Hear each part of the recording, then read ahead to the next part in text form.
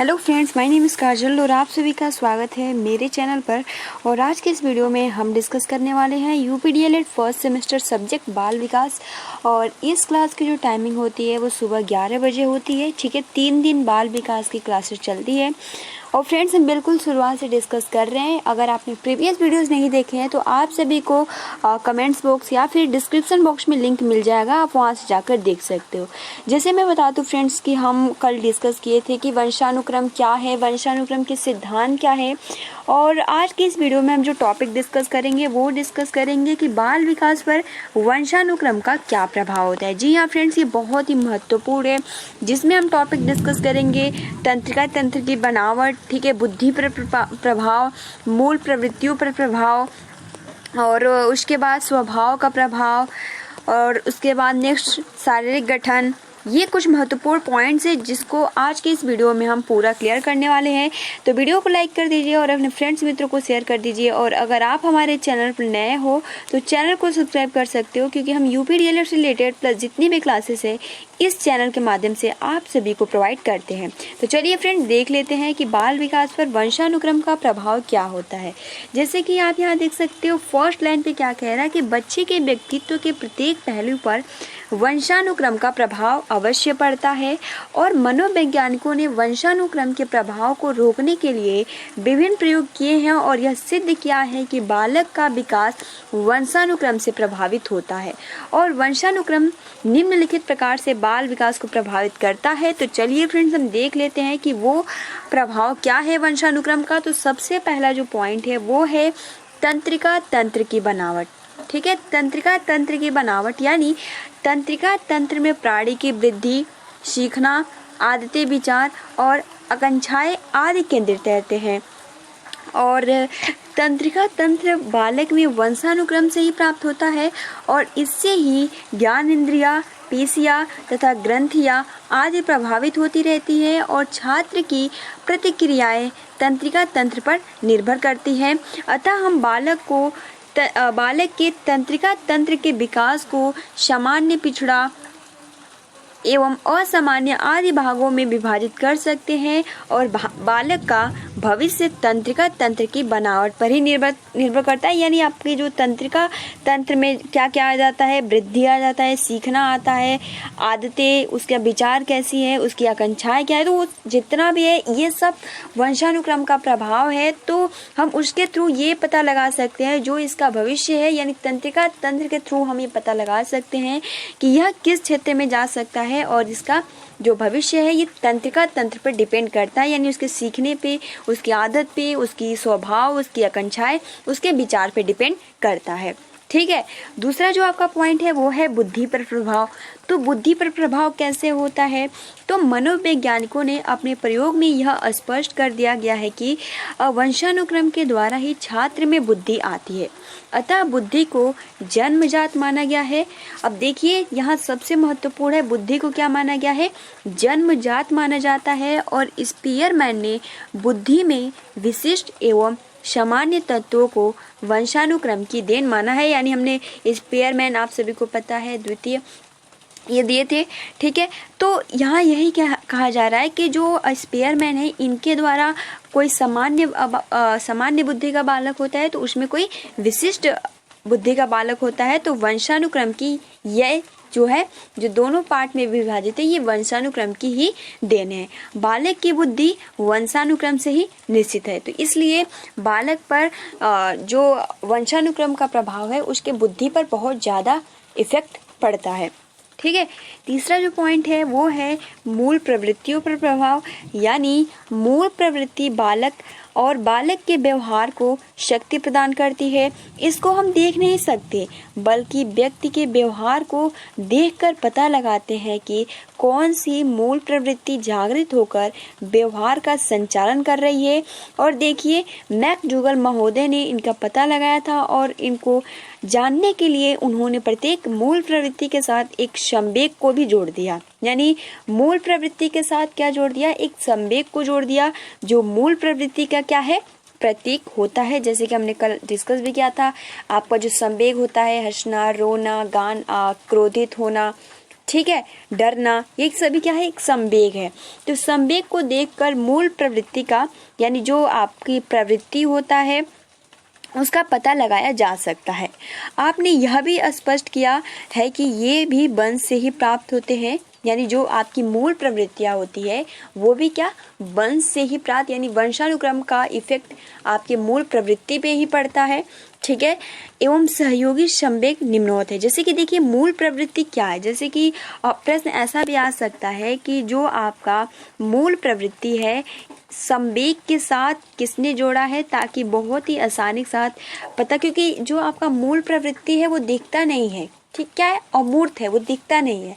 तो जो मैकडोगल जी हैं महोदय जी, इन्होंने जो संवेग है इससे जोड़ के सेम उसी का प्रतीक है और उसको जोड़कर आप पता लगा सकते हो कि किसी भी बालक की जो मूल प्रवृत्ति है वो क्या है।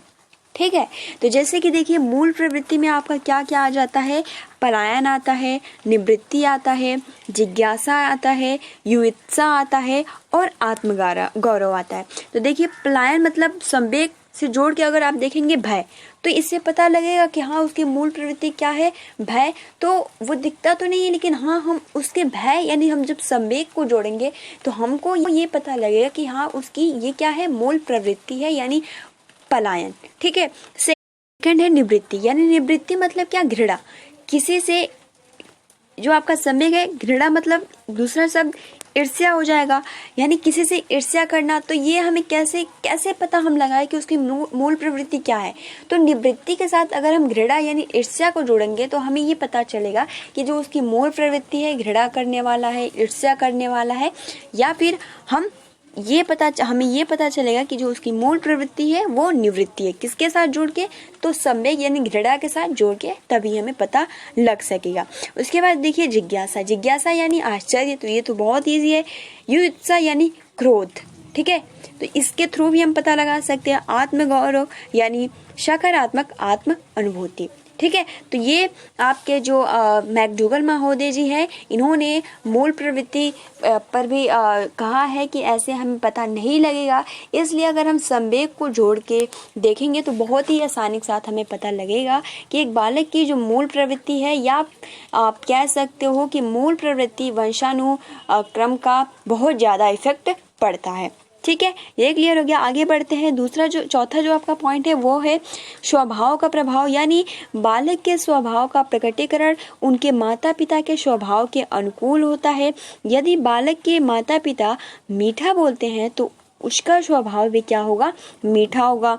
ठीक है, वो भी मीठा बोलने वाला होगा। इसी प्रकार से क्रोधी एवं निर्दयी स्वभाव वाले माता पिता के बालक भी निर्दयी एवं क्रोधी होते हैं।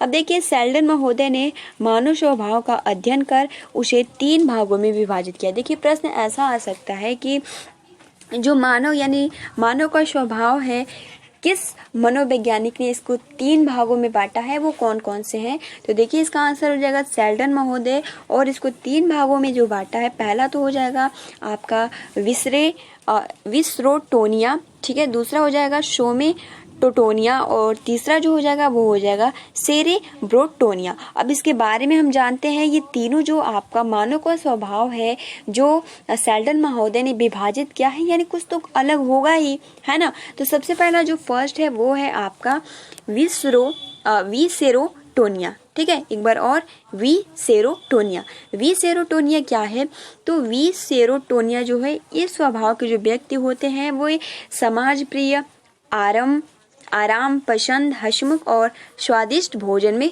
रुचि रखने वाले होते हैं।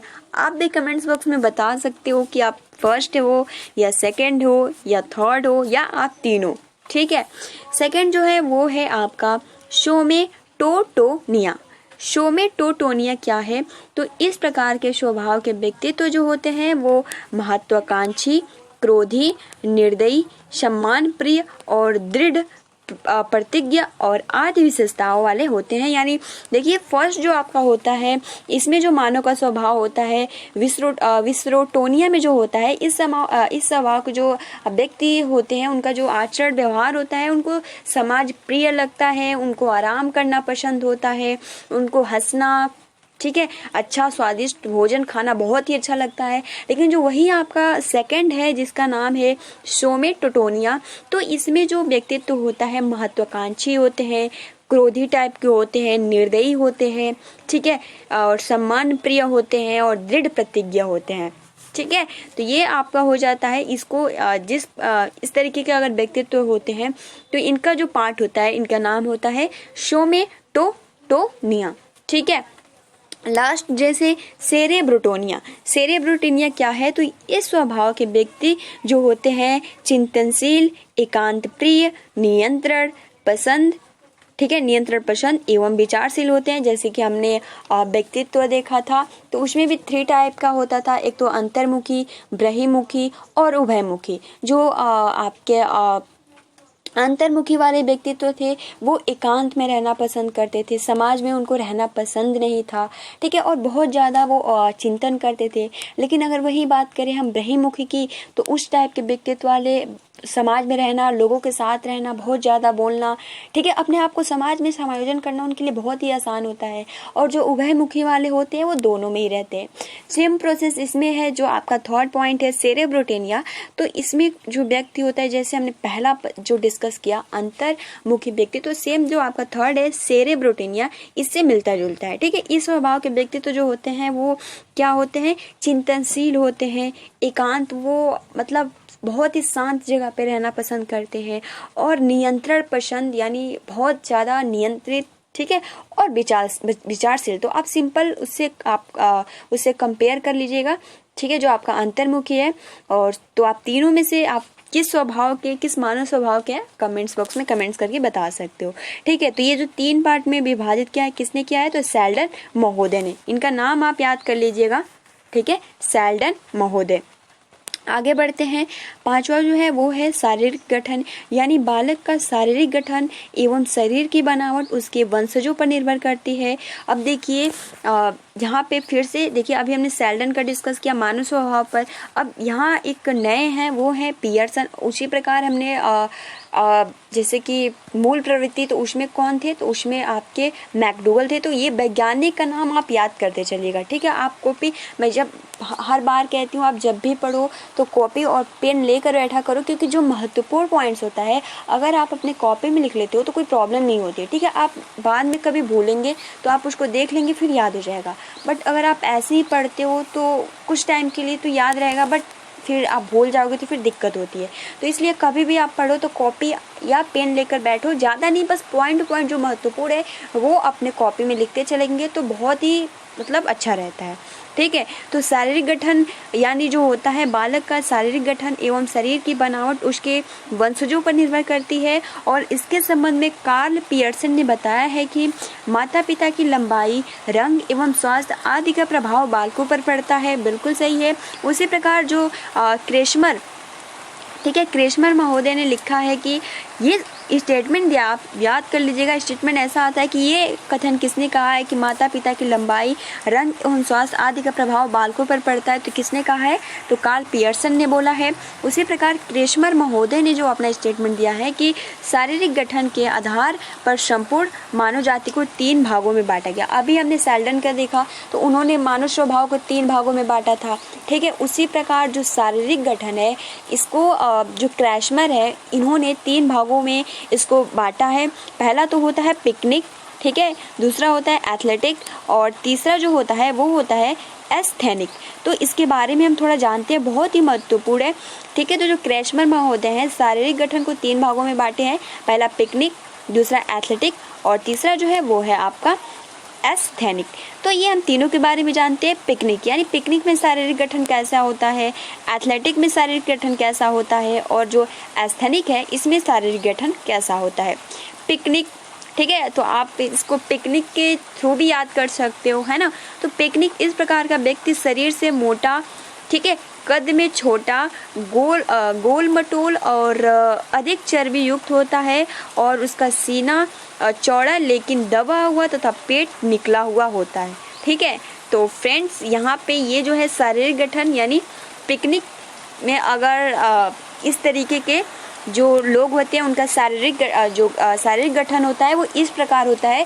तो वो किस पार्ट में आते हैं, पिकनिक में आते हैं। ठीक है, किसके अनुसार, तो क्रैस्मर के अनुसार, यानी जो व्यक्ति शरीर से मोटा, कद में छोटा और गोल मटोल और अधिक चर्बी युक्त होते हैं और उनका जो सीना होता है चौड़ा लेकिन दबा हुआ, ठीक है, लेकिन जो पेट होता है वो निकला हुआ होता है, तो वो पिकनिक के श्रेणी में आते हैं। यानी जो उनका शारीरिक गठन का जो भाग होता है, पहला पार्ट क्रैस्मर के अनुसार, तो वो पिकनिक होता है। ठीक है, तो पहला पॉइंट क्लियर हो गया होगा और आप बहुत ही आसानी के साथ ये याद भी कर सकते हो। अब दूसरा देखिए एथलेटिक। तो एथलेटिक क्या है, यानी इस प्रकार का व्यक्तित्व जो व्यक्ति होते हैं वो शारीरिक क्षमताओं के आधार से युक्त होता है, जैसे सिपाही या खिलाड़ी। तो नाम से ही एथलेटिक, ठीक है। अब खिलाड़ी का शरीर आप देख ही सकते हो कैसा होता है, तो ये भी आपको क्लियर हो गया होगा। उसके बाद अगर हम बात करें एस्थेनिक की, तो एस्थेनिक जो होता है, इस प्रकार का व्यक्ति जो होता है दुबला पतला और शक्तिहीन और शरीर का होता है तथा यह संकोची स्वभाव का होता है और यह लोग किसी भी प्रकार से अन्य लोगों की अन्य लोगों को प्रभावित नहीं कर पाते। मतलब कि अगर हम एस्थेनिक की बात करें तो इसमें के जो व्यक्ति का शारीरिक गठन होता है बहुत ही पतले होते हैं और उनके पास शक्ति की कमी होती है और जो भी उनके मन में भाव या कुछ भी होता है बहुत ही संकोची, डरे डरे टाइप, इस तरीके से आप कह सकते हो। ठीक है, और अन्य लोगों को ये प्रभावित भी नहीं कर पाते हैं। तो ये आपके 3 टाइप हैं। ठीक है, जो क्रैस्मर महोदय ने इसको शारीरिक गठन को 3 पार्ट में विभाजित किया है, जो कि आप सभी को बहुत ही अच्छे से क्लियर हो गया होगा। पिकनिक हो गया, ठीक है, एथलेटिक हो गया और आपका एस्थेनिक हो गया। ठीक है, और देखिए अगला जो आपका पॉइंट है व्यावसायिक योग्यता पर प्रभाव, यानी बालकों में माता पिता की व्यावसायिक योग्यता की कुशलता भी हस्तांतरित होती है। ठीक है, कैटल ने 1885 अमेरिकन वैज्ञानिकों के परिवारों का अध्ययन कर पाया कि उनमें से 2/5 व्यवसायी वर्ग, 1/2 भाग उत्पादक वर्ग और केवल 1/4 भाग कृषि वर्ग के थे। अतः स्पष्ट है कि व्यवसायिक कुशलता वंश पर आधारित होती है, यानी जिस तरीके का उनका व्यवसायिक होगा उनके वंश पे वैसा ही प्रभाव इफेक्ट पड़ता है। उसी प्रकार से सामाजिक स्थिति पर प्रभाव, यानी जो लोग वंश से अच्छा चरित्र गुण या सामाजिक स्थिति संबंधी विशेषताओं को लेकर उत्पन्न होते हैं वे ही सामाजिक प्रतिष्ठा प्राप्त करते हैं। और विंसिप महोदय का मत है कि गुणवान एवं प्रतिष्ठित माता पिता की संतान ही प्रतिष्ठा प्राप्त करते हैं। उसी प्रकार से रिचर्ड ने इस पे अपना स्टेटमेंट दिया है कि परिवार के एक रिचर्ड यानी एक प्रतिष्ठित नागरिक थे, उनकी संतानें विधानसभा के सदस्य एवं महाविद्यालयों के अध्यक्ष आदि प्रतिष्ठित पदों पर आसीन हुए। अतः स्पष्ट होता है कि सामाजिक स्थिति वंशानुक्रमणीय होती है। ठीक है, तो फ्रेंड्स ये आपका क्या प्रभाव था, जो कि वंशानुक्रम का क्या प्रभाव है, जो कि हमने बहुत ही अच्छे से डिस्कस किया। ठीक है, और ये जितने भी पॉइंट्स है बहुत ही महत्वपूर्ण थे और आप सभी को बहुत ही आसानी के साथ याद हो गया होगा। तो फ्रेंड्स आज के लिए इतना ही। ठीक है, मिलते हैं अगली वीडियो में। वीडियो को लाइक कर दीजिए और अपने फ्रेंड्स मित्रों को शेयर कर दीजिए। मिलते हैं 12 बजे वाली क्लास में। Thanks for watching, take care and best of luck.